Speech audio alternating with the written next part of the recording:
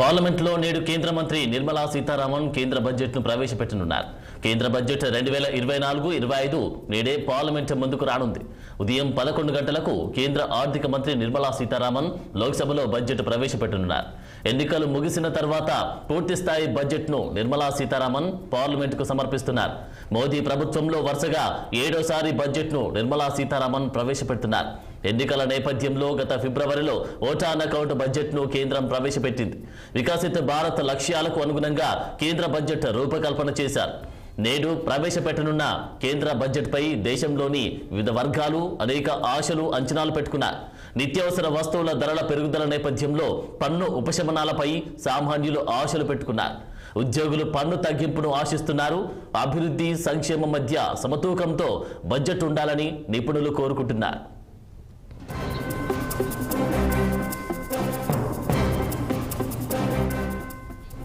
ఇదే అంశానికి సంబంధించి తాజా అప్డేట్స్ మా ప్రతినిధి అశోక్ అందిస్తారు. అశోక్,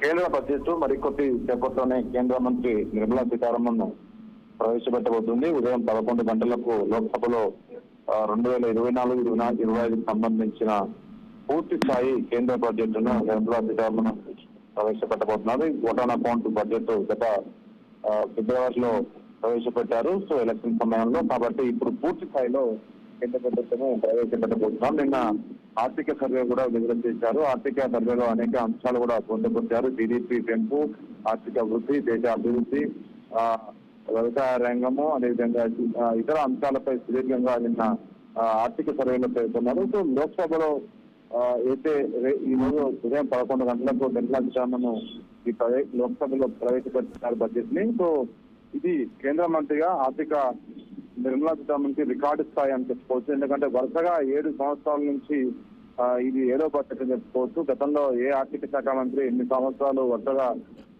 ఎవరు బడ్జెట్ ప్రవేశపెట్టలేదు. సో మోడీ ప్రభుత్వం 3వ ఏర్పడిన తర్వాత ఇది తొలి బడ్జెట్ అని చెప్పుకోవాలి. చాలా మంది దేశవ్యాప్తంగా ప్రజలు అంతా ఆసక్తిగా ఎదురు చూస్తున్నారు. ఈ బడ్జెట్ ఎలా ఉండబోతుంది, చాలా వరకు నిత్యావసర ధరలు కానీ ఇతర రంగాలను పై ఆధారపడి ఉన్న బడుగు జీవులకు ఏదైతే ఉంటుందో వేతన జీవులకైతే ఈసారి ఐటీ ఉపశమనం దక్కే అవకాశాలు ఎక్కువగా కనిపిస్తుందని తెలుస్తోంది.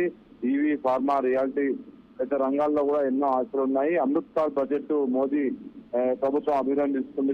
సో కాబట్టి దీనిపైన అన్ని వర్గాలు ఆశలు అయితే ఉన్నాయి. ముఖ్యంగా పెట్రోల్, డీజిల్ ధరలు భారీ ఎత్తున తగ్గుతాయంటూ ప్రచారం అయితే కొనసాగుతుంది. దానికి అనుగుణంగా మన కేంద్ర బడ్జెట్ లో ఏమైనా నిధులు దానికి నిర్ణయం తీసుకుంటారని మనం తెచ్చుకోవాల్సి ఉంది. 2047 కల్లా వికసిత్ భారత్ లక్ష్యంగా ఈసారి దానికి అడుగులు బలమైన పునాదులు వేసేందుకు కేంద్ర ప్రభుత్వం బడ్జెట్ ప్రవేశపెట్టిన బడ్జెట్ రూపొందించారు అంటూ బీజేపీ నేతలు కానీ కేంద్ర ప్రభుత్వ పెద్దలు చెప్తున్నారు. మరి ముఖ్యంగా ఏదైతే ప్రతిసారి ఐటీ ఉద్యోగులకు ఏదైతే మినహాయింపు ఉంటుందో ఆ మినహాయింపులు ఈసారి ఇంకా పెంచుతారా లేదా మాత్రం వేసుకోవాల్సిన ఉంది. చాలా మంది దేశవ్యాప్తంగా ట్యాక్స్ ప్లేయర్స్ అంటే ఎదురు చూస్తున్నారు. సో కేవలం ఇవన్నీ చూసుకుంటే మరో పక్క ఏదైతే వ్యవసాయ రంగం కానీ ఈవీ, ఫార్మాలిటీ, రియాలిటీ రంగాల్లో కూడా ఏ విధమైన నిర్ణయాలు తీసుకుంటారని మాత్రం వేసుకోవాల్సిన అవసరం ఉంది. సో ఓవరాల్ గా ఈ రోజు ఉదయం 11 గంటలకు కేంద్ర మంత్రి నిర్మలా సీతారామన్ బడ్జెట్ ప్రవేశపెట్టబోతున్నారు. సో మోడీ ప్రభుత్వం 3వ అధికారంలోకి వచ్చిన తర్వాత ఇది మొదటి బడ్జెట్ కాబట్టి దేశ ప్రజలంతా ఆసక్తిగా ఎదుర్కొంటున్నారు. మరో పక్క తెలుగు రాష్ట్రాలకు సంబంధించిన ముఖ్యమంత్రులు కూడా ఇరు రాష్ట్ర ముఖ్యమంత్రులు వెళ్లి కేంద్రంలో తమ రాష్ట్రాలకు నిధులు కేటాయించాలంటూ వినతి పత్రాలు ఇచ్చారు. మొన్న రేవంత్ రెడ్డి కూడా ఢిల్లీలోనే ఉండి ఆయన అనేక కేంద్ర మంత్రులను కలిసి వినతి పత్రాలు ఇచ్చారు. సో మరి ఈ బడ్జెట్ లో కేంద్రం నుంచి రాష్ట్రాలకు నిధులు కానీ ప్రాజెక్టులు కానీ ఏమన్నా కేటాయిస్తారా లేదా అని మాత్రం వేచి చూడాల్సిన అవసరం ఉంది. 11 గంటలకు కేంద్ర మంత్రి నిర్మలా సీతారామన్ బడ్జెట్ ప్రవేశపెట్టారు. దాదాపు గంటకు పైగానే ఈ బడ్జెట్ ప్రసంగం ఉండే అవకాశం ఉంది. Okay, thank you.